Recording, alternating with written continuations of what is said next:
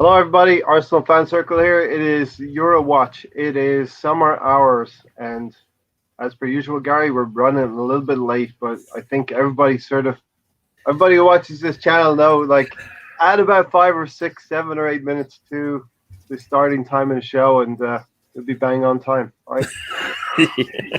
Yes, and you should take the blame. You should take the blame. Yeah, as I've got You, those you broad don't usually shoulders, take the Gary. blame. You just say we start late, like it's a group thing.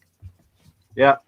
Everyone knows now. They've adjusted to Ray time, right? Even though it's summer hours, Gary. Yeah, oh no, raid time doesn't go away. It doesn't sleep for anyone. It's always here. So we're hoping that Mahir will join us all the way from South Africa in the cold southern hemisphere, and I think Tony may join us as well. But welcome you, Gary, of course, for joining me. Thank you. We got to start with Christian Eriksen, and we're just talking about this. Football is important to everybody, but life is way more important, and it sometimes takes situations like this, events like this, to crystallize that for us, Gary, for all of us to take that check and say, listen, things are important, but life is important. We don't. What's that saying? We're not given tomorrow, so enjoy today, Yep. right? Something like that. Yep. And again, your handle. Don't waste the tweet. Don't waste the trip.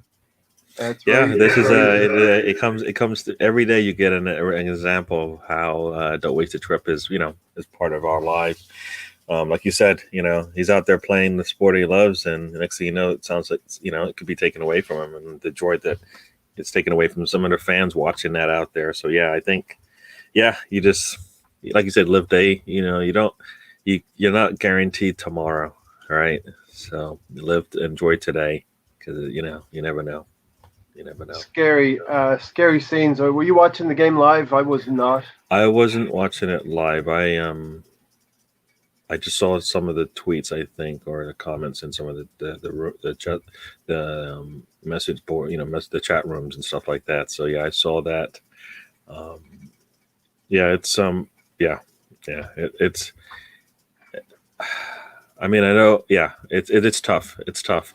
I know a lot of there was a lot of discussion over the coverage of it from the TV's perspective. UEFA kept the cameras going, but the broadcasters decided to keep showing it, right? So there was a little bit of a discussion on that one, who should have pulled the plug on as far as pushing that information out to the masses. I mean, I don't think it was warranted. They didn't need to see that. Once the play goes down, then you let them handle their stuff and not be on broadcast on TV trying to save somebody's life. All right. Yeah. So I think that's, so, who's to blame? I think everybody is. I mean, UEFA could say, guys pulled, we're going to keep recording, but, pull your broadcast and go to the studio, whatever you need to do. And the broadcasters could have done the same.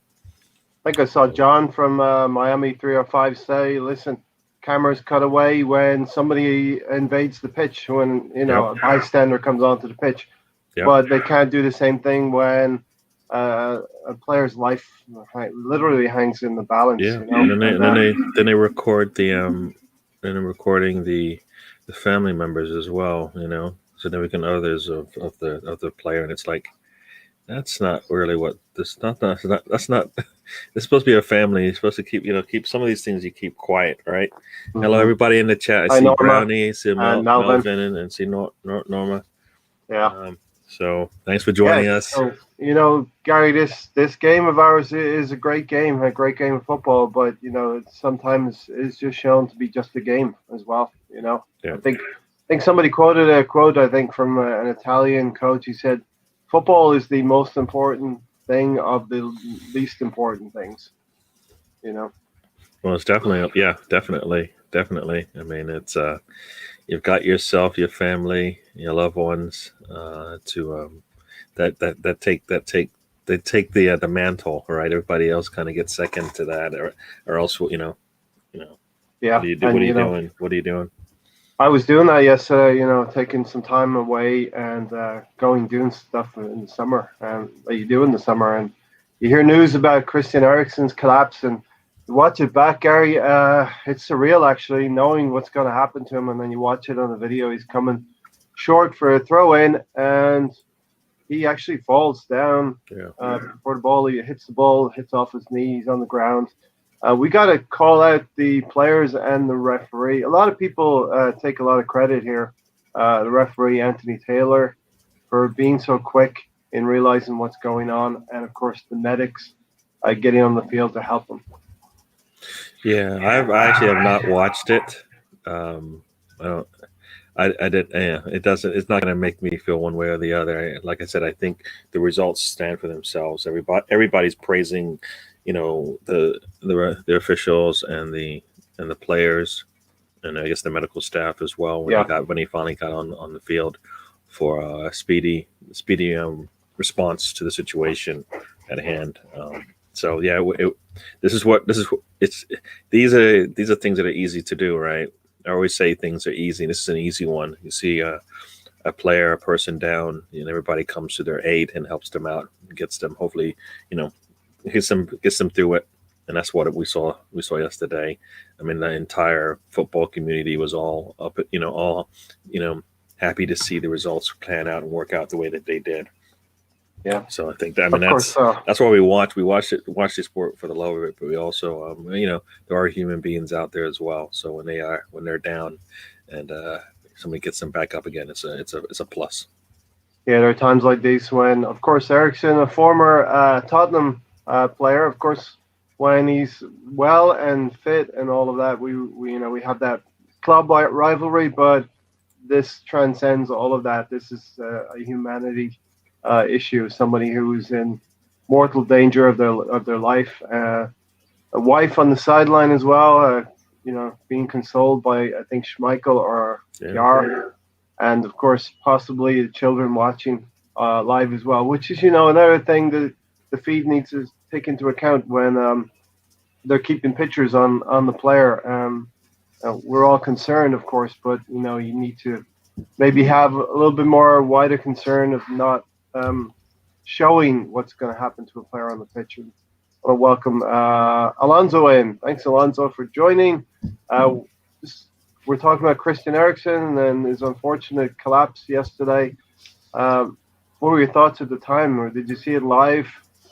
I didn't see it live, but I saw it on YouTube because I was curious on how it went down, and it was pretty scary and pretty shocking actually, because like they were saying in the commentary how he's fit, and he didn't have COVID, and everything went well for him before the tournament started, and he didn't so many shines during his club season, right, with Inter Milan. So it's pretty shocking how it happened. We've seen it too often in the news where players and it happened to them, like Farisa Mumba, I think I say his name, the guy from Bolton, who survived, and some people aren't as fortunate to have made it. So to see him with his eyes open and coherent is really amazing, and how fast everything happened, where it could have saved his life probably. So it's just really scary from a supporter standpoint. And he's a former Tottenham man, it's like that goes out the wayside when dealing with something like this, the way the fans from Finland too, just together, they and the Danish fans as well, they came together and sing a song, and pretty remarkable how it happened. And I hope that he's okay now. Yeah, Gary, as Alonso mentioned, the Danish fans and the Finnish fans come together. It was quite moving at the end of the game when they did come to replay the game to call out one set of fans calling Christian and the other set of fans calling Eriksen. So it was very, very heart, got to me a little bit on that one. I'm sure it got to a lot of people, Yeah, I mean, this is why it's all, it's we're all in this. We're all humans, and that's what we're, all being humans, caring for each other when time is necessary, and that's what we saw there. Everybody wanted him to not be hurt, to get back, and hopefully, enjoy the rest of his life, right? Yeah. So, Whatever that means, Gary, and we've seen Brownie. I did just send you the link. We're going to do a short podcast today, so I think we can get through it in the next 40 minutes or so. But yeah, Brownie, if you want to come on, join us. Yeah, Gary, we've seen it with Fabrice Muamba. He's had to retire as well when all was said and done as well, and this could be the case with Eriksen. And as you were saying, he's in his late 20s. In his late 20s, he just was on a team that won the Serie A, right? So it isn't as if he hasn't seen his team. He's won trophies, right? So it's a plus there that his legacy isn't as threatened as others where they have nothing, but he has been able to play a really good game. And is it, the next question is it worth it to continue, right? The doctors will tell him and then he'll decide, but well, the teams don't want to risk that. They don't want to risk that on any of their players, right? So they don't want to bring somebody back. So I think that's, we'll see how it goes. That, when those things happen, it's like you said, it highlights kind of just how small and how quick things can turn on you in terms of the way this world. So we'll Brownie, thanks for joining us. This day and age, we all worry about our own clubs. We all have these blinkers on. We worry about Arsenal. We worry about England. We worry about Wales, whatever country we represent. But what happened yesterday with Christian Eriksen, it widens things out to a humanity level, Yeah, I mean, I've come back to Wales and I completely forgot about self-isolation until I actually got back here. And for the last few days, I've been complaining non-stop about being under house arrest. But when you watch that live on TV, and I'm very disappointed in the BBC. But when you watch that, it just shows, it just shows that there are far worse issues out there than I was shocked. Listen, I didn't want to watch that. I didn't want to watch that on TV. We all know that it was. There's a gap between. There's a few second gap between what live feed is live TV and what is shown in people's homes.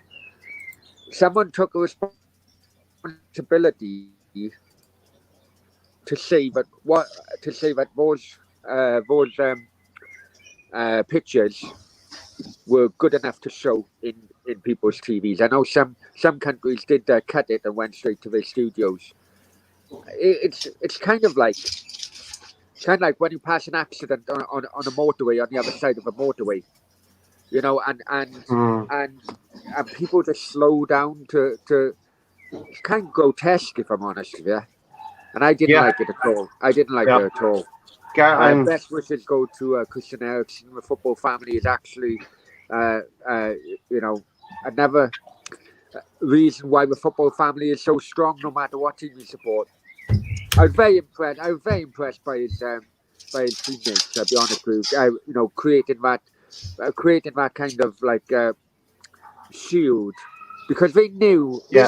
They may have been told, but they knew what modern day social media and everything was like. It's just unfortunately that type of fantastic attitude towards the issue wasn't shared with some of these TV producers. Yeah, maybe on the sideline, Gary, the coaches knew the live feed was continuing, so maybe they got the message to Denmark team to form a wall there, form a curtain, so that the medical staff could administer life-saving treatment to Christian Eriksen. Yeah, the fact that we haven't even talked about that is like, it's crazy, right? I mean, come on, people, it's easy, just one, either pan away or two, go to something else, right? Nobody needs to, like you said, nobody needs to see that. They need to handle their business, and help this player out. Nobody needs to see them trying to do that, and then it's on video for the world to see. Gary, when you think about that, they could have cut to what you call commercial advertisements. That would have paid the TV stations just as much. Am I being too critical, thinking they would have thought the viewership would have gone up just by staying? Is that too harsh of me to say that? If you're thinking that way, right? If that's their thinking, then that's where it's wrong, right? Because nobody's watching the games for the carnage, these types of things that happen on a pitch. They really happen, but that's not what people come to see, right? Mm-hmm. All right, they don't come to see that, and it does, yeah. So there's Darren's new channel, I guess, huh? Yep. Go subscribe, check it out, Dazzer Boy channel, and he's going to be starting up, I think, in August, coinciding with the start of the new season. Arsenal, and I have promised I would do a video with him. So go and check out Darren. I'm sure he will be asking all of us in due course to come on with him on the channel. So when possible, I try to. Brownie, is that ramen noodles? Yeah. Hey. Pot noodles. Pot noodles. Hey, you know what? Raise a product placement on your channel. I hope that these guys send you. I didn't know what you were doing. This segment of the show is brought to you by Pot Noodles. Here is Brownie, some football with Brownie, and he eats that every day. Yeah. What keeps Brownie going? Pot noodle. Pot noodles. Gives him the energy he needs throughout the day. Come on, you gotta give yourself a catchphrase here, and pot noodles for the Welsh supporter during the Euros. Want to get to Alonso? I tell you another thing. What's really annoyed me as well is because of this, the debate is about that footage. What annoyed me last night is that some of these hosts, especially BBC, and I'll point Gary Lineker out on this, some of these hosts tried to either deflect away from the criticism that their TV channel was continuing with the pictures and saying, for example, that was the hardest show I've ever had to do. Well, I tell you what, if you instructed your producer to cut back into the studio, we wouldn't have had 6 minutes of trauma on our screens. Yeah, Brownie, like I said, the cynic in me thinks they could have made money by going to advertisements, going to take a break, show the viewership that, but the cynic in me says somebody thought the viewership would go up, and the viewership would go up, yeah. Stayed on Eriksen, and I don't know how that. I don't know how that is, because that. I mean, you don't know. I mean, we're living in such an instant world, Gary, that information would get out within seconds, and that's. I mean, and it did, right? As soon as that happened, the whole entire football world knew what happened. Everybody was looking to hear positives as far as a response as to Christian becoming at least conscious, responsive, and all that. Hello, Brian Gunder. I see Tayyip is in there. Stefan has joined us. Hello, everyone. Yeah, we're talking about Christian Eriksen and kind of the events of yesterday. I know. I guess I should hand off it. Go ahead, Alonso. I know you were going to say something. Yeah, Alonso, just jump in on what we were talking about there. Sure. I'll just waving. But no. I think that whenever. I think Tyler did a good job as well by stopping the play and making sure that the medical team got there fast. I think that at the time, it was just a surreal moment and during that moment where it was just shocking to everyone, right? If you're a fan on watching on TV and a fan watching in the stands, the teammates, it was just so surreal. And Anthony Tyler deserves a lot of credit for that. For stopping play immediately and just realizing what had happened, and it's quite amazing what he did, and the medical team as well. And for his teammates to form that barrier was quite amazing. You know, in the sense that they don't want nobody wants to see that. You know, and so give him time. As Darren said, it was baking hot, so I think playing in scorching heat is dangerous. So yeah, it was probably hot there up in Denmark. I mean, I hear that, but both teams were playing in that. The other team was playing in a black shirt. I mean, Yeah. so at some point, and it's not like you didn't have 5 subs, right? So if that was the case, you let your players go out there and let them play for like 60, 70 minutes, and then you start pulling them out, you know? So. Oh, Gary, Yeah. the medical staff were able to use a CPR and use a defibrillator, and something that I think Sam was talking about implementing throughout the Premier League. First couple levels in the league, and something that's needed, a wake-up call pretty much. Yeah. And he was able to be revived to be conscious. Players were visibly upset on the field, and Eriksen sent a message to the Danish team that, you know, he was feeling better, maybe, or conscious, and that he wanted them to go ahead and play the game. Where do you stand on that? If it could have been postponed still today, or if it was better to play? It's a very difficult situation. Better to play on the day. Yeah, no, I guess there's a lot there to talk about. But yeah, the defibrillator, having that, like I said, I know I mumble my words there, but having that in any facility where you have any kind of athletic activities going on is a plus. I mean, even at the YMCA's here in the States, they have them in all of them, because, you know, the odds that someone survives from a cardiac arrest goes up considerably, right? When it's like 70%, you know, as long as you have one of those in the facility that you're at. So yeah, to have it at the sports arenas has got to be it's got to be a must, right? It's got to be a must. It's just like the way that they've implemented kind of the head injury rules, right? That also is something that, you know, needs to be done in this day and age, because players are bigger, stronger, faster. So the collisions are bigger, stronger, and harder, right?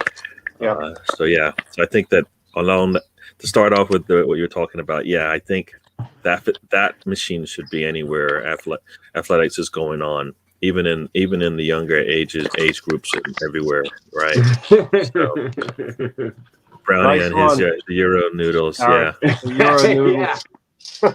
It's the Euro watch. If I can come in on that, please. So, Brownie, yeah, I titled this show Euro Watch, and we'll call it the Noodle Watch as well. Yeah, I do apologize. And for Alonso's information, I've got burgers in the oven as well, and I've got jerk chicken as well. Nice one. Alonso, Big day. you're more than welcome to come over if you want. I'll be there in a sec. Sangria would entice me. And Ray, I guess the last part of that. Now I've lost my. What were you? How do you finish? Thinking of food, you are.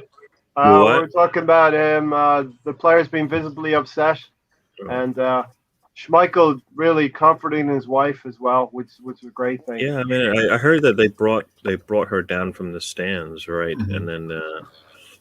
Then they had the cameras on her. I don't know. I mean, I don't know about that. I don't know about the cameras being on the fans, right? The family members. That I don't know. I mean, no.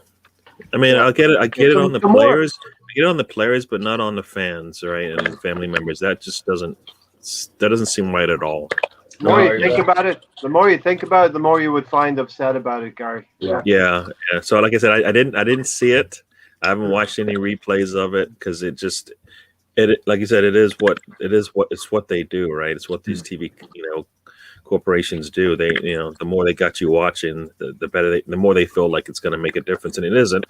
We're watching the Euros regardless of whether we saw anything to do with Erik Christensen yesterday, right? That that's not bringing in the fans that they want, anyways. Those people, that's not the right people, anyways. So, but yeah. Brownie, it reminded me. Sorry, man. It reminded me. Stefan, I was actually doing a watch along, and Stefan was in my chat, and me and Stefan agreed. But when they come out, they should never have been allowed to come back out. Look, it's all well and good of players saying, "Oh yeah, we're up for it," but are they really? Are they really? It reminded me about the '85 Champions League stroke European Cup final, high show. Yeah. And you had dead bodies lined up on the running track while the game was going on. That just shows what UEFA are like. I know the word out there is that both sets of players wanted to play. I really can't see that being the case. I really can't see that. Not in today's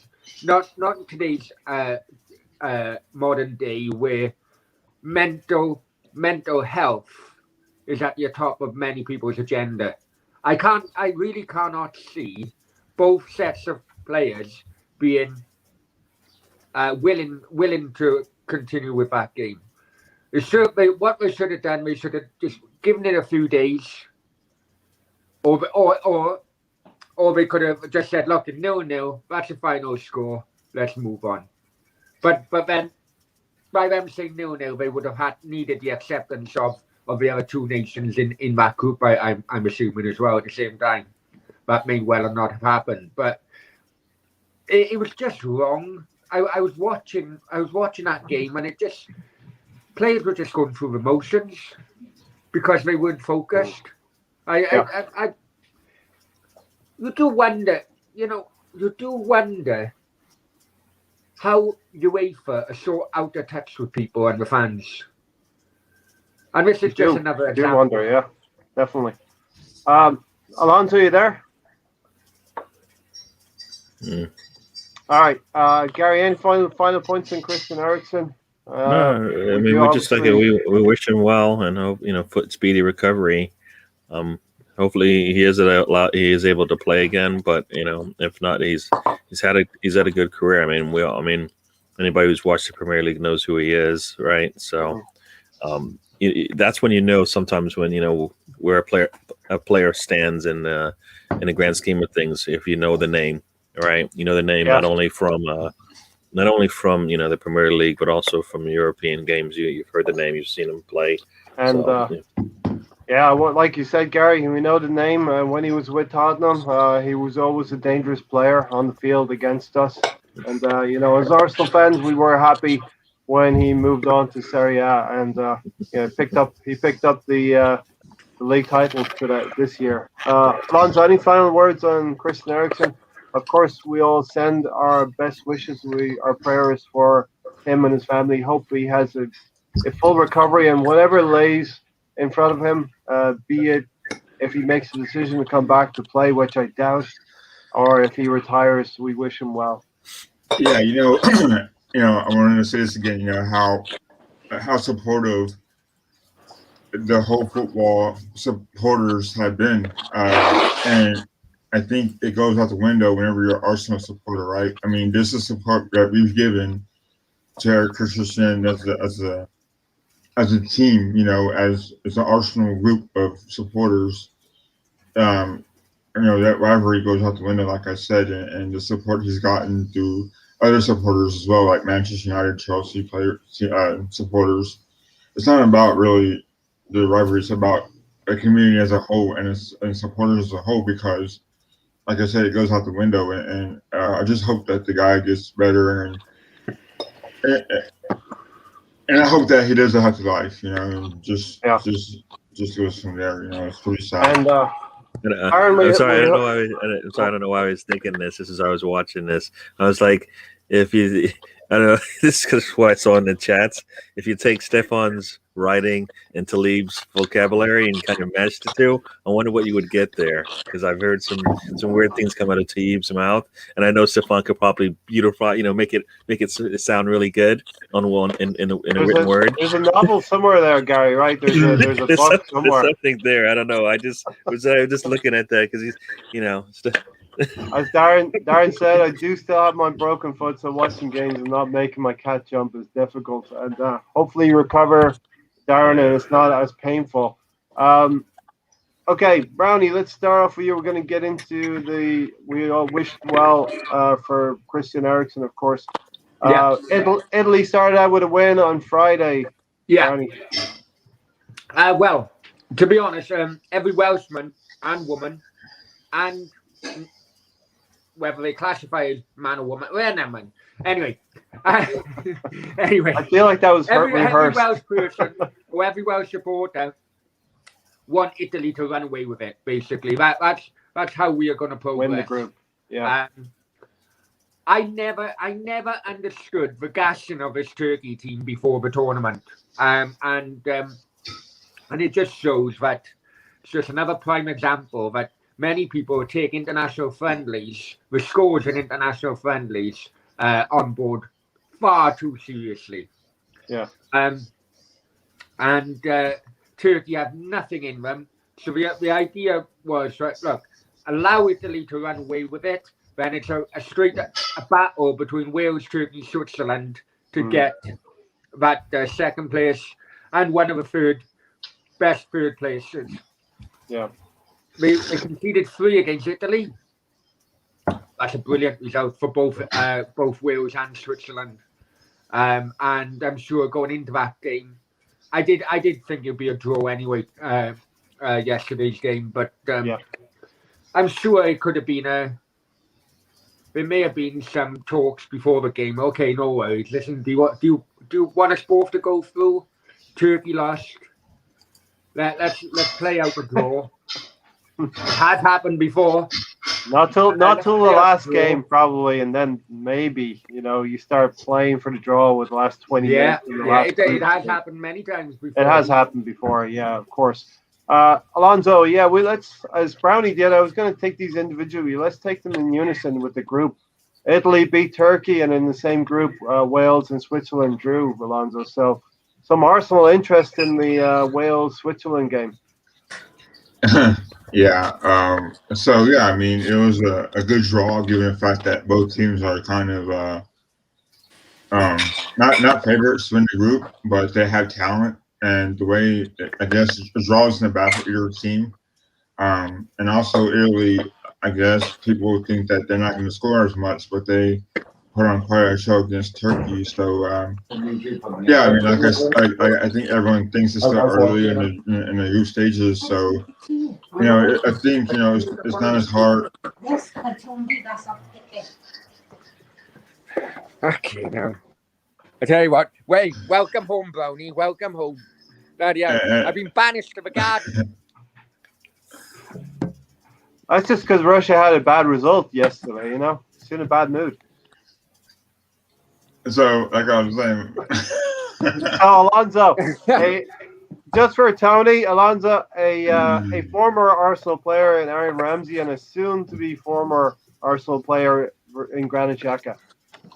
Yeah, like I said before, all that sound affected my my train of thought.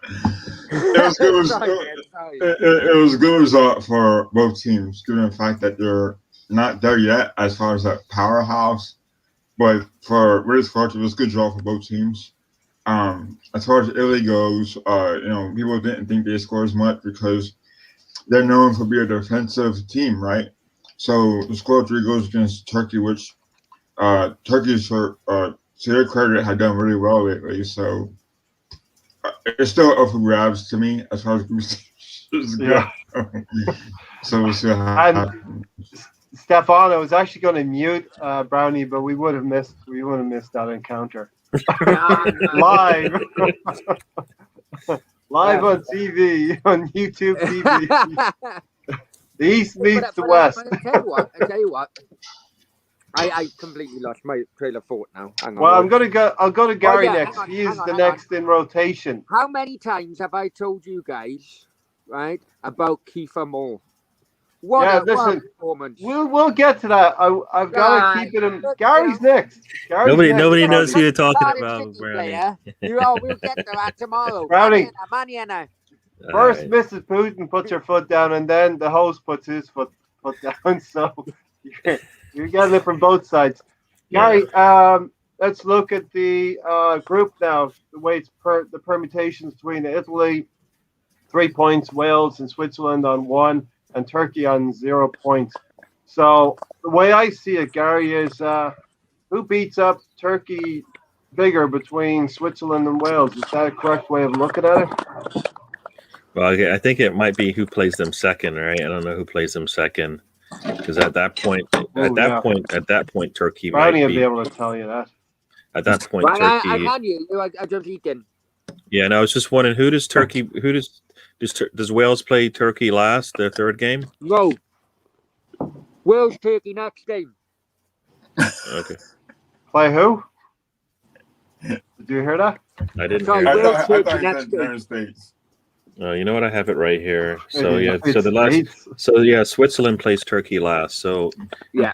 So Turkey might actually that'll favor for Switzerland, I think, because depending on how Wales plays, if they play the way they played against Switzerland, then it should be a good game for them. They should be able to get at least a point, hopefully all three for them, right? And then by then Turkey will probably be mentally drained out of this one, right? So it might be play into their favor. But also, I think it's quite funny that Brownie got himself bumped out of rotation again, so it's Alonso next. all right. Quite no. enjoying this, But guys. you know what? I didn't get to finish. You guys, everybody got to talk about those draws there. I mean, that Italy game. I think. I mean, that's a lot of fans. Surprise. Like a surprise pick, right? Would be an Italy team just because one, they're a lot older in certain spots on the field, but they probably have a better football, brand that they have out there, a better football style that they're going to play. And if they can, the way that you saw it against Turkey, right? They were the more dominant team in that game. And, it was lucky to be a draw, as long as it was, right? I mean, there were a couple of VAR decisions that didn't go their way. It didn't look like Turkey even came to play, right? Eventually they broke through, got the goal, and then that was all. You could see that goal coming was like he had no choice. You put that in the box, and it may fall into one of your teammates' feet, and in this case, it came right off the shoulder of the defender and goes right in. 5 men in the box, and they get the goal, and then after that, that was basically it. The match was done at that point because Turkey was going to either have to open themselves up, or just try to absorb all of the punishment that Italy was going to present. And you couldn't do that that for 90 minutes, guy. Yeah. They tried. I think they got lucky though, because they could have been a goal early in the game, which would have changed the way the game played out, anyways, right? So you take that away, and you get lucky. They got lucky that no goals happened early, but eventually you wilt under that pressure, right? It was constant pressure from Italy throughout that game. So Alonso, as Gary mentioned there, Turkey will play Wales next. So as Gary said, it may favor Switzerland. By the final game, they will know what they will need to do in terms of goals and goal differences. This group could come down to goal difference for second place and third. Yeah, unless Xhaka messes up, which he might do. But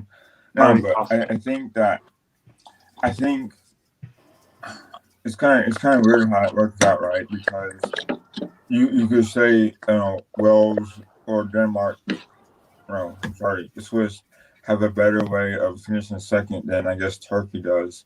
But you're right, Ray. I think that the second place team may go through on goal differential, which is interesting. Given the fact that I think Wales has the most talent, but Denmark, the Swiss and Turkey also have talent as well. So I think the most important game would be the Swiss versus Turkey in the last game, right? So, Italy is always a defensive team, so they know how to defend pretty well. But what's what happens? I think Aaron Ramsey could get some goals in. I think that Gareth Bale can get some goals in as well. So, be interesting to see who finishes second. Yeah. Gary, the next game, we mentioned Christian Eriksen and what went on. Players came back, and they weren't. It looked like they weren't there mentally. to play. In the end, Finland run out 1-0 winners, and Denmark had a chance to equalize through a penalty. Yeah. Okay. See, I didn't know it was that close. Like I said, I didn't get to watch much of the games yesterday, but I did, hear about that. But yeah, you coming back and playing, I think it's hard to say it was not going to benefit Finland more because they probably weren't as mentally drained as the teammate. Denmark. Yeah, your teammate goes down like that. That kind of mentally sets you back a little bit, and you're thinking as to how this game, how you're going to play. And it sounds like Finland got a little lucky that there. You said there was a penalty and it was missed. Is that what happened there? Yeah. Yeah, and that's a little bit of a mental thing, right? You get up there to kick that PK, in the back of your head, you're thinking about your teammate to some degree. The penalty is missed. Penalties should be givens, right? At this stage in these type of tournaments where you got the best players in the world playing for their countries. So yeah, I mean we saw in the Europa League final, 2021 penalties, perfect, until it got to the goalkeeper. Yep. No, so I think either way, something was going to be lost no matter what they did. If they kept it as draw, the teams that weren't playing in such a game are going to go. Somebody got a point that maybe they didn't deserve. Somebody loses. Right, and then the same thing. Now the team, Finland's got the 3 points, and Denmark is like, wow, should I have played that? So I may have lost a point if they had called the game. So I think it's a tough decision to make at that point. And usually you should be making the decisions for the players in general, anyways. They don't seem to do that, right? They don't seem to take into account the players when they're making these decisions, and Yep. They're thinking more monetarily with how this is going to play out, and yeah. I'm back. Okay, so listen, we're gonna jump to the Belgium game now. Alonso, Lukaku, brace from Lukaku, and Arsenal connection here is, to me at least, is Thierry Henry on the coaching side. And I'm seeing Thierry Henry-esque kind of finishing from Lukaku. Now, he's a decent player in his own right, but I think Henry is giving him some pointers, some tips.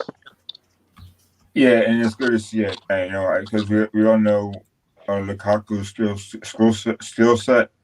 We know what he could bring to the pitch, and yesterday it kind of feels like he wanted to do something for Christian Eriksen, right? Because her teammates at Inter Milan, and I think he had a little bit of chip on his shoulder because he wanted to show that he could still perform on the big stages, and it kind of shows you how yesterday I saw Sam say that people were laughing at him because he is the kind of striker that we need at Arsenal. One who could finish, one who could do all these things. And the way Belgium played alongside him was pretty remarkable. They had one substitution. I think it was what's his name? Muir. He came on and he scored as well. So it kind of shows you how deep of a team they are.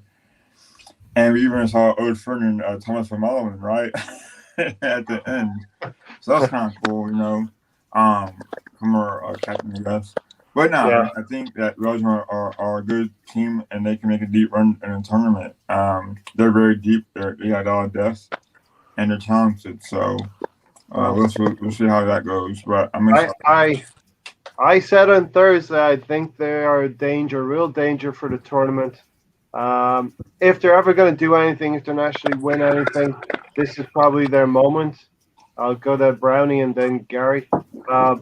Belgium, team stock full of names, and you have Lukaku, who's one of the joint favorites for the Golden Boot in this competition. And that second goal from him was a finish that Thierry Henry would have put together. Yeah, but the first goal shouldn't have counted. The first goal was way offside. But it did count. Yeah, I know, but Wales have we Wales, always Belgium. come across Belgium in either qualifiers or in tournaments, and unfortunately, I'm going to say I'm not going to pass judgment on Belgium and Italy until after the group stage, because I don't think and I will include Wales in this. I don't think they got much competition in group stages, and I think both teams are vulnerable in the back because of the ages and some of his defenders. You got Chiellini, who's collecting his pension on Monday morning, and you have Remarland for Belgium and so on. So there's clearly flaws in both defences. So I'm not going to pass judgment on either team until they have some bit of competition against their backline. Yeah. Gary, are you going to pass judgment on Belgium or Italy? Well, no, I mean, like you said, Belgium, everybody knows, is a lot older than most of the teams out there in terms of some of the players that they're going to be leaning on, and can they actually, will they need to play them is the next question, right? If they come out and have a really good second game, you've got 6 points. What are you doing? You're resting your players, right? So that's their goal, right? Is to probably rest their players because they're going to need to. They're going to go far in this tournament, so. That's what you want to do. They came out, they got the win. The one thing I did notice, and I said it during the game, and I think I even said it to you, Brownie, is that there was a couple of yellow cards at the end of that match that may prove to be an issue for some of those players because they can't afford injuries, I believe, and the two players that got it, could come back to haunt them, but we'll see about that. But yeah. Yeah, as far as Italy moving on, I think they would be a surprise just because can they hold on for the whole tournament? Nobody expects them to be able to. Belgium, they've got a good team, but are they stronger than some of these other teams out there that have probably a bigger squad in terms of who they can lean on? Right? I mean, you bring up Remarland. I mean, that's not really a name that's gonna scare anybody, right? Yeah. So that's one of the names you're bringing up when you talk about Belgium. Then you're really like, this doesn't scare you, but you look at look at any of the other big teams' benches when they go to the bench. You're not taking a big step back. I mean, in some cases, you could say England goes to their bench, and you might be scared of them going to the bench because they're going to bring on a fresher player who's probably better than the starter right now. So. France, same thing, right? They go to the bench, they're not dropping off that much. Germany's just a solid team all around, so that whoever they can bring on is going to be a plus for them. Yeah. So So for those two teams, they're looking up at the upper echelon of this tournament, right? But they can go on a run and surprise teams, but things have to fall their way, right? Yeah. And this is the early running here for our predictions so far across all of these games. This was before the England game, so I will adjust for the England game. Myself and Sam are out to a 2-point lead over Gary. Tony and Alonso have yet to get off the board. So you said a 2-point lead over Gary. How is that? Here we go. So, it's only a few days in, and there's already suspicions of. Well, you know what? There's always because you got somebody on the books who looks a little suspicious, and I wonder what he's doing back there. So, Alonso, Rohan has come in at perfect time. We're just getting to the next game. Croatia versus England. It's coming home, Alonso. Is it coming home? Rohan wants to know. England off to a 1-0 win over Croatia. And Rowan, thanks for joining us. Okay. It is coming home. Because do you think they're going to go all the way? I think so. Because they have weaknesses, but I think that their defense is going to hold them. It's their strength, I think. Their defense is their strength. Because right now they just can't create a lot of goals right now. and maybe that's the best way, I guess. If you get a clean sheet, that's fine, right? So you don't need a lot of goals if your defense is playing good enough, right? So I think that Southgate needs to do some experimenting a little bit on the fly, because I want to see how good Gritters can do. I want to see how good Red Cow Soccer can do, of course. Yeah. So we'll see what happens. I'm confident in them right now, but I think that people want these shootouts, and I don't think they're gonna get that with this England team just yet. Brownie, some criticism to Gareth Southgate is going to get a lot of criticism, irrespective, but criticized for putting Raheem Sterling on. Now, we've seen previous tournaments. I'm thinking about Deschamps. He's stuck with Olivier Giroud, and it's paid off for him. You know, you're going to have certain tournaments that players excel in, and it might not be what the public want, but the coach believes and trusts in the player. And Raheem Sterling has repaid him. Well, I'll answer this question, Ryan, and I'll have to make a move because I got watch along of the most fantastic game in this tournament between Austria and North Macedonia. Oh, don't miss that one. Before I go, if anyone wants to come in on this watch along and give me some company, you're more than welcome. Or later on. Anyway, regarding is it coming home? It's absolutely not coming home. Unfortunately, for Croatia, we had Croatia in our qualifying group. To qualify for this tournament, and I said before the kickoff today, the Croatian centre halves are completely flawed. There's a mistake in all of them, and that England goal today. How the hell can those centre halves claim to be professional footballers? I never know. They're absolutely blagging a living of professional footballers. The centre halves were non-league standard at best with that defending, and it's the second day now in which bad defending has resulted in other teams score. In fact, third day. If you want to include the Turkish goalkeeper, every single day we've had bad defending now, resulting in goals being scored, and as a former defensive midfielder myself, defending is as much of an art than scoring a goal. But it doesn't. Yeah. It just seems to be so going backwards. The art of defending seems to be so going backwards these days, and absolutely calamitous for Croatia.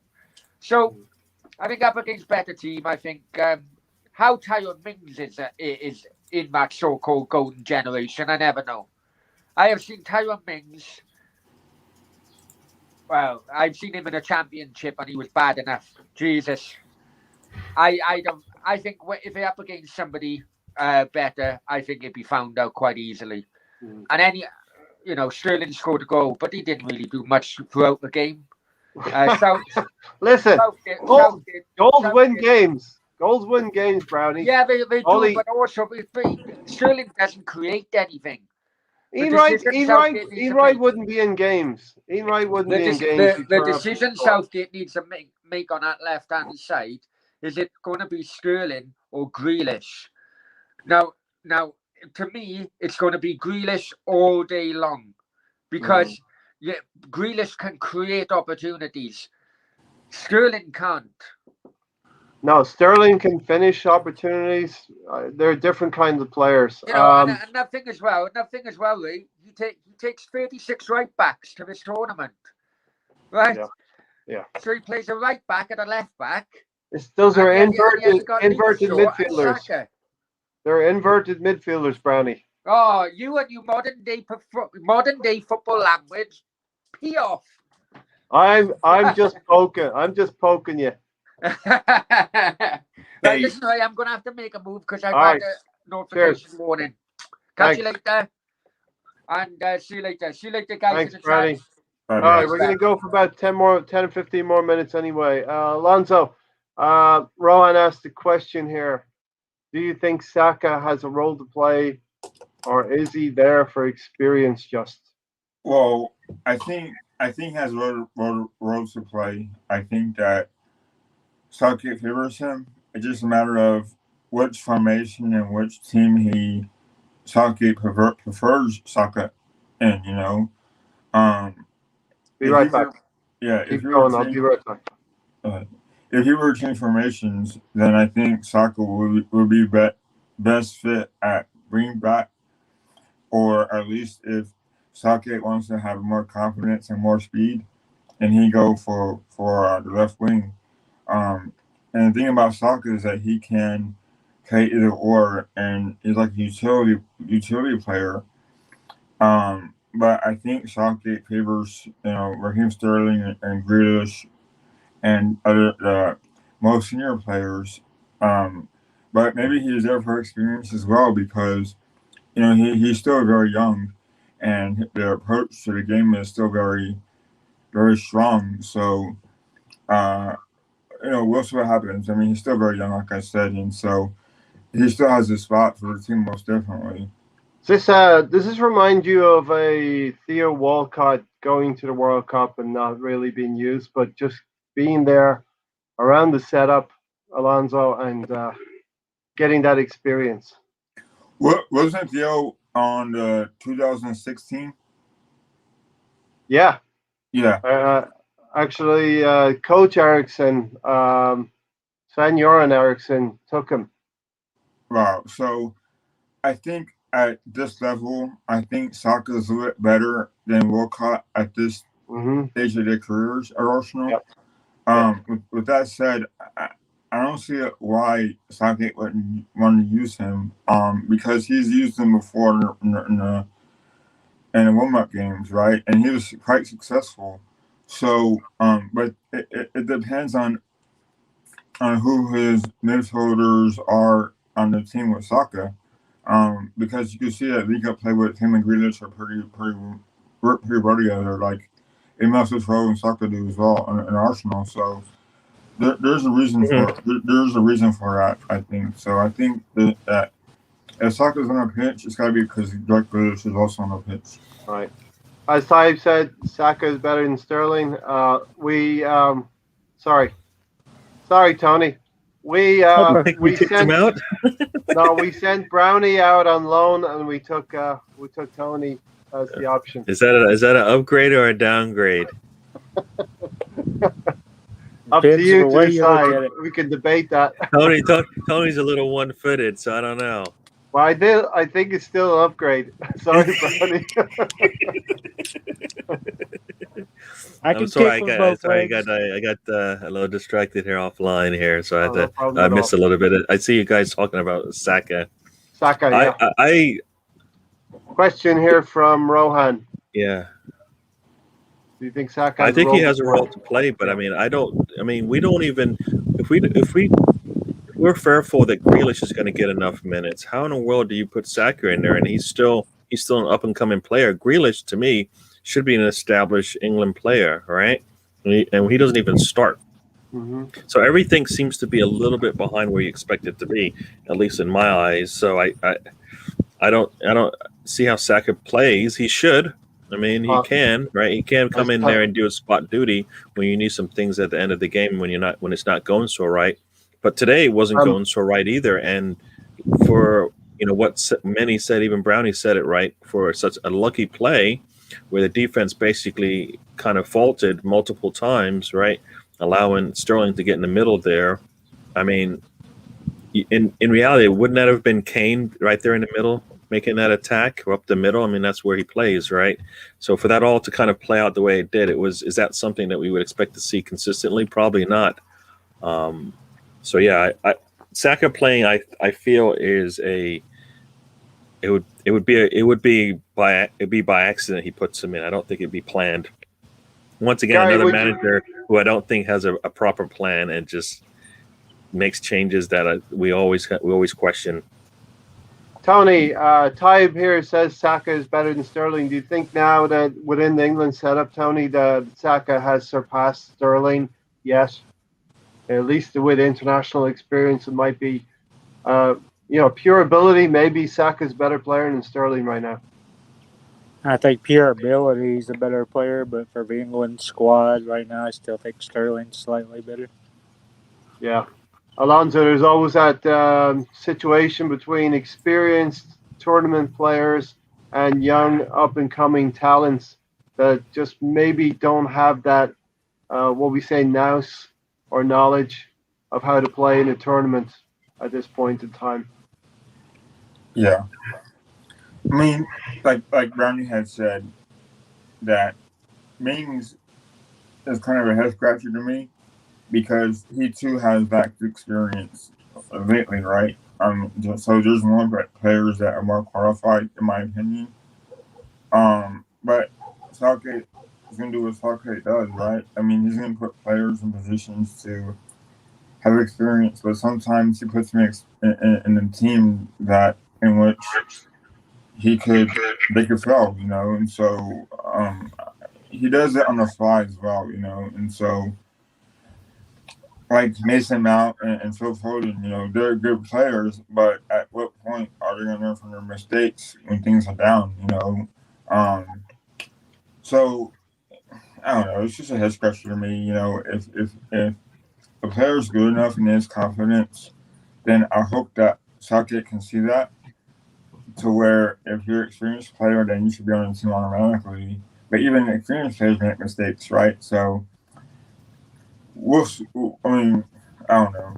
I mean, we'll see. Alonso, generally in the what have we had now? 1, 2, 3, 4, 5 games now. Are you getting the flavor for what the tournament may be like? And is it too early to rate what the tournament could be? Are you enjoying the football? I think it kind of shows you that the superior teams can do damage, like Italy, who haven't been as great as previous tournaments. They missed the World Cup, you know, a couple years ago. So, you know, you could see them turn around and maybe be favorites in this tournament, or dark horses at least. And you can see teams that are slightly not as good, but certainly up to par, like Wales, who made a great run last time, do well, and of course the Swiss. And unfortunately, have Denmark, who, in my opinion, had a good enough team to make a run, but now with Eriksen, unfortunately, out, you don't know. So you can see a favorites really do well in this tournament. Gary, maybe too early to say how the tournament's panning out, but we're seeing Italy and Belgium coming through with some good victories. England struggling a little bit, but you know they got 3 points on the board. Right? No, definitely. I mean, you want to get your points early, right? Because you never know how it's going to pan out at the end. So get your points as early as possible. 3 points is probably hopefully enough to at least stay in the top 3, right? Most likely top 2, you know, depending on how it goes. 4 points would probably be minimum to get you second place. Yeah. So, but 3 should hopefully get you at least a top 3, and maybe depending on how you play in the other 2 matches, you might be fine there, especially if they're draws, right? But if they're, I think only 6 teams are going home after the group stages, so it should be easy enough if you're a decent team to go through. And I think there's something like 8 or 9 games to win the tournament. Tony, just want to circle back a little bit on Christian Eriksen, if you wanted to say any words about that situation yesterday with Eriksen. And then we'll do a little bit of Arsenal transfer news and stuff, and we'll get out of here. Yeah, basically just everybody in general not to put off their health problems, or whether they're physical or mental. Don't take life for granted. You never know what's going to happen. Yeah. And it's kind of a shame to see it play out like it did yesterday, but hopefully it makes a full recovery. Yeah, as Gary, as you said, you know, really bad scenes, but ended in as best the way as possibly could have ended. And, you know, hopefully he has a road to go, but hopefully he's on the way back. Yep. No, we're happy to see that so far it's worked out positively. I know I saw you had Warren's comment out there about having a team settled for the tournament, and I don't think anybody feels that England has a settled team right now, because it doesn't include Grealish does it include Luke Shaw? In some people's This minds, is right? Those are two players that many feel should be part of the starting 11, right? maybe the situation is they've got an embarrassment of riches and they don't know how to use it. Maybe the best team in the tournament will be that team who knows their best 11, best 14 players and run with that. Well, exactly. That's why if Grealish is one of your better players and he doesn't play, what is it? He's putting his hand up. But if he's not playing, then you know what? What does that say about your squad, right? You are giving the other team an opportunity, right? If you're not putting your best players out there, in this type of tournament, you can't do that, right? You can't do that. Especially because when you do put him in, right? What happens when you put him in, and he hasn't been playing with the team, whatever the strongest 11 is, right? We don't know if this is the strongest 11 or is this just like him spreading the wealth around. And it's like, you know what? The fact that you have such a deep squad means you don't have to spread it around and not get your best players out there playing together, and hopefully selling in and getting some continuity there, right? Some teamwork together where you're not asking them, ask them to do something they can't do or they haven't done. So it's like you've got a healthy Ronaldo. You're going to play him. You're not going to sit him out because you know what, if you want to rest him. There's certain players you're just going to play, and I felt really just one of those. Hello, Stan. Hey, Stan. Yeah, definitely. Tony, did you put your hand up because you had a point to make? I had a point to make. It really doesn't matter if you have consistent players out there. Look at Italy. They've used 60 different players lately, and they've won 37 straight games. So I think it's a moot point. All right. Listen, that is the end of the Eurowatch. We're going to have a little bit of discussion about Arsenal transfer news. And Gary, kick it off with Ben White and the club's pursuit of a right-sided centre back, and I'm going to be back in just 1 second. Yeah, I mean, there's two ways to look at that. Is Arsenal wasting their time trying to fill that right back spot when they have a player like Saliba, or is it actually a good move because you've got a British-born player that's going to play right and not have to deal with trying to keep those number of counts up. But I don't think Arsenal can be spending 40 to 50 million pounds on a center back when they just spent 30, 35 a couple of years ago and they haven't actually used it. So it's like spend all this money on players you already have. So it's a catch-22 which way you go. They could Ben White offensively, you talk about a center back and we're talking about his offensive skills, moving the ball up the field might be a plus, but you look at that and then there's tweets out there showing Ben White going all Mustafi on us, right? So it's like you never know what you're gonna get, and he's a young player, right? We really, really need to. Luis was the perfect player because he didn't really need to play as much, but he did. It was good to have that leadership that he brought to the table, which is what we were lacking, right? So you kind of, as much as we were happy to see him go, you are losing that leadership and that and a player that on his day can play really well for you. And actually, you can see the difference when he's not in the match, especially when we're struggling to move the ball up the field and it starts from the back line, right? He actually shows you how you can do that.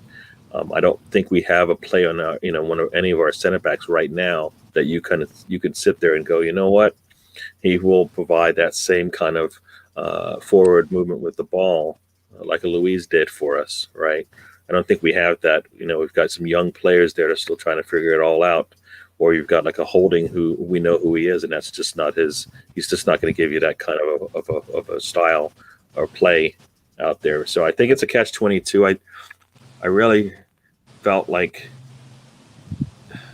fixing the middle is where we want to go, but I can actually also see where if the thinking is, well, get a center back in there that can help out moving that ball. Then it's a plus. I just don't know if Ben White's that center back that we're talking about, right?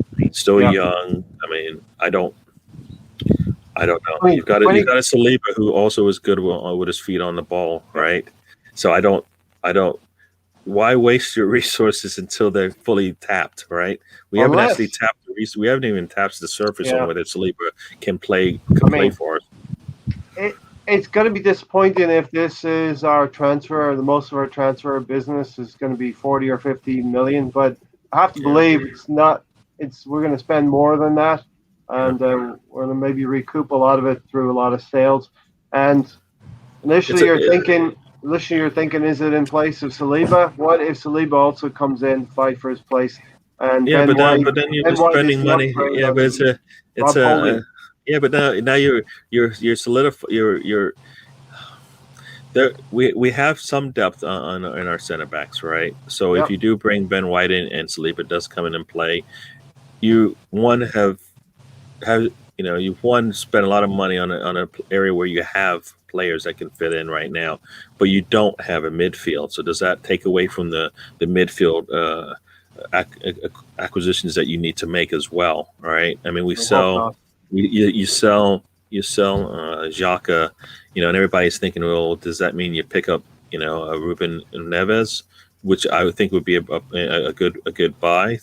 Some people think Basuma would be good, like Basuma, Neves, Ben White. That's a lot of money spent right there, and I don't think we have that.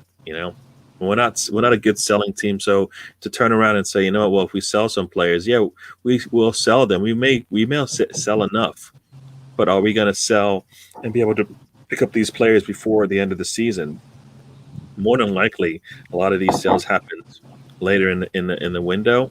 By then, either the prices have gone up or their players have moved on. Right? I mean, I don't know how they plan to do this, but it'd be nice to have some players in sooner than later, and we're not doing that. So, Tony, a lot of parts here. We're in the middle of the Euros have just started. We got another 3+ weeks of European competition. I think that's when we hate to say it, when most of Arsenal business will get done. And as Gary said, a lot of moving parts here. Is it going to be Rob Holding that's sacrificed for Ben White, or is it going to be Saliba? Both of them could go, but for the homegrown rule, I can see us signing an English player and getting rid of somebody like Holding, but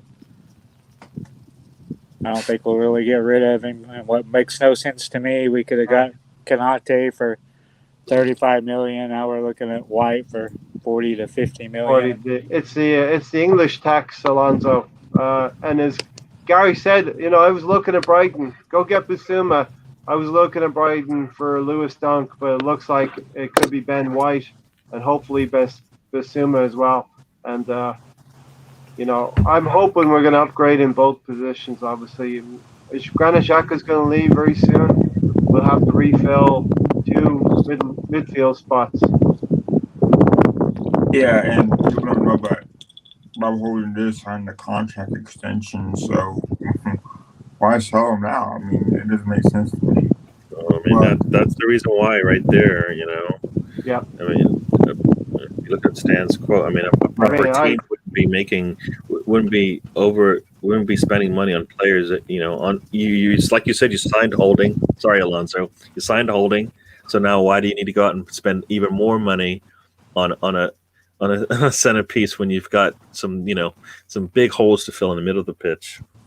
Yeah, I don't quite understand why we want to bring in Ben White whenever Saliba is just as young as him, and at some point Saliba needs to earn his spot, because we want to see him because we spent money on him and it's just money wasted. And we also spent 35 million on Gabriel, right? That's summer. So we have a center back to the future. We need to trust them, and that's what Arsenal doesn't have is trust. And we need to rebuild our midfield, and we did that with Partey, but he needs a proper partner and a right back as well, because Bellerin's on his way out as well, I'm assuming. So, yep. And we don't trust players that are out on loan. like Lulic and names like Niles. So, I think the Healers also would trust, and there's none there. 23 years old, Gary, Ben White, and we have tightened up defensively already with the players that we do have, not even without bringing Saliba in. Completely agree with you. We have, and what Stan said as well, we have a central defender, a right-sided central defender that David Luiz has been taking his place, blocking his route into the team, and we should bring him back, put him in the team, and go run with it. But no, it looks like we're going to go for Ben White. I just don't know if it's at the expense of Rob Holding, who has been indifferent all season, or Saliba, who could be really good in that position. Yeah, well, I mean, you've got Saliba. I mean, they've got more than enough. I know, is it Mavropanos going to also play on that right side, if I recall, right? So you've got players that are Arsenal players already in those spots. So unless are you selling those players to make up the difference to cover for Ben White's transfer fee? It seems once again it seems like they're mismanaging themselves sometimes, right? Yep. Right. It's like you need to tap out all of your resources before you go and do something like that. I mean, would you buy a car and loan it to your neighbor, and you're paying for the car for 2 years without even? You took it for one test drive for preseason. Yeah, no, right. It makes no sense, right? So either you're selling unless you're selling that car for top dollar, you're wasting your money, right? Because you spent, like you said, you're paying the full monthly fees on the car, and you're renting it out for half the price. So you're still spending money on it and never using it, and then eventually somebody else sees it and goes, I want that, and then you sell it to them for half the price that you paid. So wait, you're just wasting money. This isn't a team that can be wasting money. Stop wasting money. You've got all these players. Make sure they can fit. If they can't fit, then they need to go because they're out there. Especially all the players on loan. They're out there playing. And if you need to be able to sell them for top dollars at those particular clubs. So do that. So yeah, I think. Of course. And if you're gonna sell, also sell early so you can meet your transfer targets, right? We're not seeing this happen, right? Right, we're not seeing this. So, all of these maneuvers would make sense if we were selling some of those targets that are actually, or some of those players that are in those spots right now, right? If you bring in a Ben White and Saliba isn't being sold at the same time, if not before, then what are you saying, right? That doesn't make any sense, right? I mean, do you make those? One of them has to be done quickly, so the other one you can work on. Yeah. The other thing is we never buy players when we already have a player in the squad that we want to sell. In other words, we get a player in for the better amount of money because clubs know we're not that desperate because we have a player already on our books, and then we're in a stronger position to sell. And I think Tony might be transferring himself indoors. But Gary, we haven't had any issues in being able to spend money. The issues have been in how we spent that money, as you said. You know what I mean? No, for sure. We are always paying for top shelf, and the bartender behind the scenes is pulling out the bottom shelf bottle and pouring it and giving it to us, and we don't know the better, and they're enjoying it every time. Oh, not even water. No, they're giving us the worst thing they got, and we don't care. Oh, can I get the blue label? And you're getting some crap, right? Yeah. And then you're like, oh, this tastes really good. It is blue label, and like, no, not really. I mean, and that's the thing, and that's the same thing that Stan says right there, right? We never get our outlay back for Saliba. Yeah. Just think what we could have done with that extra 30 million back when we bought him. Yeah. And mismanagement of resources, we keep changing our mind in terms of what car we want to buy as well, and how it's going to look in our garage. Alonso, could all of this? My hope is that the Kroenkes are going to push the boat out. In terms of, there's a danger here. Danielek, I think he's preparing a second bid. Is that correct? About to place a second bid for $2 billion. in my experience, the third bid is always the last and final one, and most likely is the one that will be successful. I just don't have confidence with the Cronkies that it will be successful, though. No, because I think the Cronkies still value Arsenal as a cash cow, but they treat it as if it's more than that. And right now, we're an eighth place squad that's not worth a lot of money. That's not as valued as it once was back in the mid 2000s or late 2000s. But so there's got to be some kind of balance to where if they're ambitious enough, or at least if Ek is ambitious enough, then he'll buy the club, right? But at some point, if you're not liked by the supporters, in my opinion, Gary, you have to want to sell the club to right. I mean, you have to sell the club to make profit, right? And they seem to be out of loop of what's going on, and they seem to be in denial about how the fans, us supporters, view them, and they had to let go at some time. They had to let it go at some point for this club to be successful. And right now, the Cronkies aren't making this club successful. Yeah, I mean, they don't understand the game. They don't understand the team that they bought and the history and the what it is to be a Premier League owner, fan, whatever, supporter, whatever you want to call it. They don't understand that. So the things that they're doing, and they don't have the right people, addressing the situation either, right? So now you're looking at this and you're like, well, we've got this team, and like you said, they're looking at it from the dollars and cents of it, and not making, and not understanding that also there's other parts of this that also come into play. Everybody says you're custodians, you're not necessarily franchise owners, right? Mm-hmm. Just trying to cut corners here and there just to make an extra buck or an extra pound here, right? So yeah, the egg bid, it sounds like it's going to be well under the mark again. I know 200 million isn't much to scarf at, but it is not anywhere close to what many believe is a number that would actually perk up the Kroenke ears in terms of maybe it is a good time to sell. I mean, it is a 10%, well, it's more than 10%, but it's a it's a big boost, but not enough to.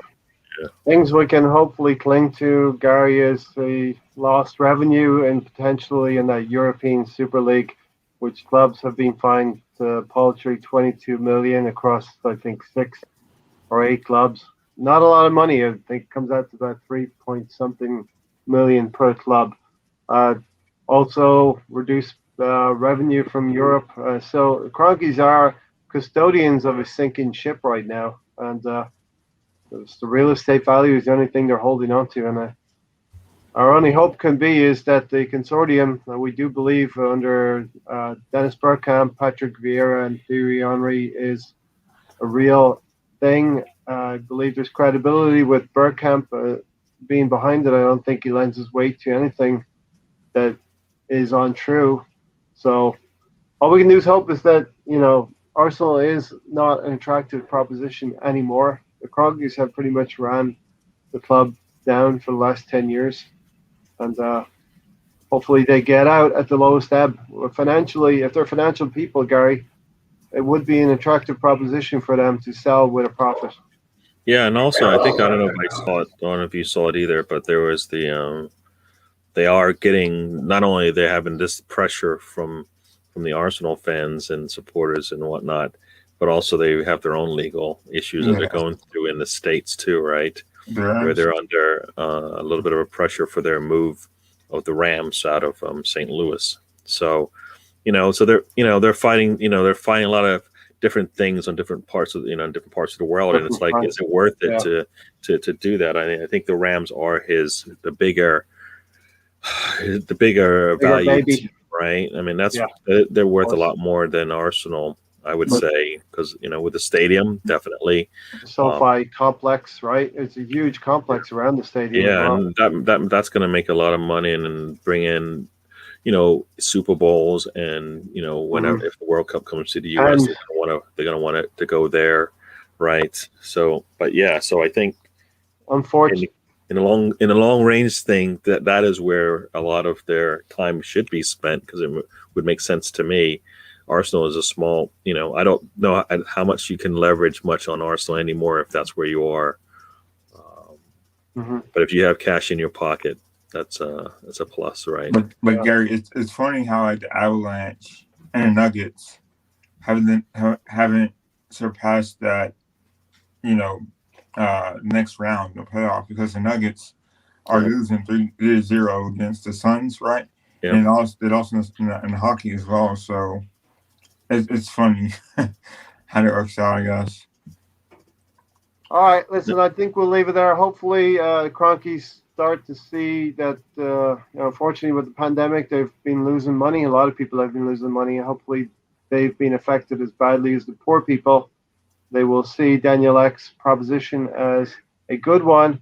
And, how do you say, tastefully remove yourselves from the Arsenal. True.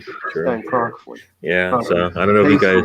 Yeah, I don't know if you guys are watching. It looks like Austria went up, but Macedonia has come back with a goal of their own. So I think 1-1 game. Yeah. Listen, I have a note here. Next podcast, we're going to do it 24 hours earlier because the 2021-22 Premier League fixtures will be released. And I want to say also possibly maybe next weekend we won't do anything because it is Father's Day. Give the fathers some time off here. The wife still says that I'll manage to do something at the weekend. She doesn't believe. You know what I mean? But it may well be true. I might well do something, but maybe Friday night, something like that. But listen, Wednesday night we're going to go through the Premier League fixtures. Gary, we're hoping. What are we hoping for? An easy start, something not too hard for Arteta to get the team rolling. We want to be probably in the top 6. He's going to be in danger if he's outside the top 6 for any long part of the season. Yeah, I mean he's going to essentially have to win and draw at least 2 of his first 3 games, right? Or else because they're not going to really have. He's not going to really have time to figure this thing out anymore. He knows who his players are, and he should know how to play them now. We should have a strong 11 coming in. Everybody, should play. I mean, maybe the Saka will rest, but maybe he doesn't play much. Tierney, maybe he starts, but once again, we'll see how much play he actually has, and how much they play him as well when their seasons end. Right? I mean, it's a month, and then there's a month between the time that Euros ends and season starts, or something like that. Is that right? Right. Is that kind of how it? I'm here somewhere here. Maybe 28 days because I think the tournament ends July the 18th. Okay. July 11th, the tournament ends, and then there's 34 days till. See, I kept that banner there. I knew we'd come back to it. Nice. So that's good. I mean, so they've got over a month to recover and whatever they have, be ready to play to start the season. So there should be no reason why Saka and Tierney aren't playing. All right. So we should know 2 starters on the team already. There is going to be things like Olympics and. Well, that's Gabriel, but he's a reserve. Gabriel Margules, that might be the So Martinelli, he comes off the bench right now, and but Gabriel, but he's a youngster, right? He's a youngster, so you know what? The more games that he gets under his belt, I think the better he'll be, anyways, right? So. Does he need to rest as much? Probably not. I mean, I know that the Olympics probably plays into right before the season starts, right? Yeah. So he's not going to have really much time. So now, all right, so here we go. So that means what you're going to be playing Marie and Holding or Marie and Ben White, right? So if that was the case, then you're like, huh, all right, that's not bad. Don't sleep on Saliba. You know what? I am sorry. Oh my gosh, yes, I am sorry. There's no reason why not Saliba could not be a starter again with Marie. If you're We're gonna have a look at him in preseason, you know. Yeah, well, there's nothing to look at. What do we? That's the same as it's a sign. It's a bad sign. That's the same sign as, you know what, he doesn't want to leave, so he's going to bring him in because he wants to fight for his spot. Mm-hmm. Arsenal's the only team that has players that want to fight for their spot that never get an opportunity to fight for their spot because they're always on the bench, right? Or are we going to check out a player who's sorry, I'm just rambling. A player that is, considered one of the best defenders in the league he's in. But yet we got to figure out whether or not he's worthy of a spot on the team. And within half a season, Gary, I'm going to go to Alonso then, but within half a season, Saliba was picked as one of the best defenders in the French league. Alonso, parallels to West Ham last season. I looked at West Ham. We had Charlie on. I was like convinced that Arsenal were going to be fighting for the European spot, and West Ham were going to be fighting in the bottom half of the table. Apologies to West Ham fans who's watching this. We got it wrong. West Ham flipped the script on us Arsenal fans. We need to do the same thing next season that West Ham did within a season. Jump from the bottom half of the table up into fighting for those European spots. And that's why those Premier League fixtures are going to be important. We want to see. I'll ask you the same question. We want to see Arteta positioning Arsenal in the top 6 throughout the campaign next season. Of course, be right there, close. Yeah, I want to see a tougher starter schedule because it'll show what kind of team we have. It'd be nice to see us beating maybe 3 of those top teams in the league, and so we have to prove ourselves if we want to play European football, right? Yep. And I've always been the kind of person to where if you want to be the best, you have to beat the best, right? And we haven't done that. But we haven't done it on a consistent basis. Correct. We've beaten some of the best, but we haven't been consistent around our peers. Let's say our rivals. Our rivals, the ones who are around us in the table, we've not been consistent around them. Well, you got your rivals and you got your peers, right? Our rivals are at the top of the table. We are not. We are not at the top. No, Gary, our rivals are the ones that are around us right now. I know, but those aren't those. But those no. It's supposed to be the Arsenal. We're supposed to be competing against the cities, the Liverpools. The United's consistently and winning those matches. Even now, Leicester City is up there at the top, and they're our rival supposedly. Sorry, our peers supposedly, but they're interesting topic to expand on. Probably on Wednesday, we could incorporate that stuff as well around the fixture list. Alonso, finish your point. Then we're going to get out of here. Pretty much your final word, Alonso. And so we should always be on top of. We should always be better than West Ham every year, right? The standards have to be high, right? If you're an Arsenal Football Club, and to do that, we have to be the best on a constant basis. And I think what happened is that our defensive record was better than the previous years because we didn't get blown out by the cities, didn't get blown out by Manchester United, didn't get blown out by Chelsea. We had to start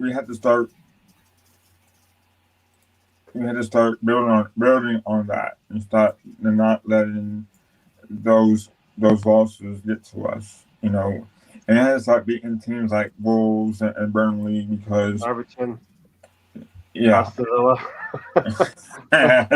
Oh. Just saying that stuff, Gary. Wolves, Everton, Aston Villa has given me PTSD about last season, and these are the things we're going to be focusing on Wednesday. No, for sure. We need to figure out where we fit in this table, right? Are we mid-table or are we a top of the table team? And we feel like we've got a squad that can put us up the top, but we don't feel like we have a manager that will get us there. I've watched, in getting to know Charlie and the West Ham channel, I watch American Chats TV, and it's actually a good podcast. But I've come to view what other fan channels see Arsenal fans as, and whether that's colored by, the main Arsenal fan channel, and the bias against that, or whether it's they think us Arsenal fans feel privileged in some way. I want to say I don't feel like we're privileged, but we do expect our team. I know it's a dichotomy. We do expect our team to be up there, and we'll see what happens. But Alonso, thanks as ever. Alonso, thanks for joining today. Tony before, Brownie before. Anyone else slip in and out? No, that's it. And of course Gary as well, and Alonso here. Yep. So listen, I've enjoyed that one. So it's been the Euro watch. I think this next month or so will be heavily Euro content. We'll throw a dash in here of Arsenal stuff when and if it happens. But I really feel like it's going to be Euro heavy, and Arsenal won't do anything until the Euros are over. So that'll make it nice and easy for us, right? Yeah, I guess so, but not so. Yeah, the summer stress continues, Alonso. Watching the transfer news feverishly Every time. every time.